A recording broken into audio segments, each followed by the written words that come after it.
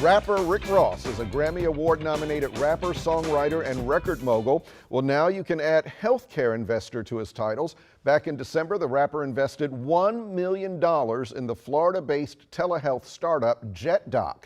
JetDoc is an app that provides affordable access to doctors, nurses, and physician assistants within minutes, specifically in underserved Black and brown communities. By this winter, residents in D.C. and Maryland will be able to join. Rick Ross's investment in the app is personal for the Grammy-nominated rapper. He's had multiple health scares, including seizures almost a decade ago, and he was hospitalized after a possible heart attack.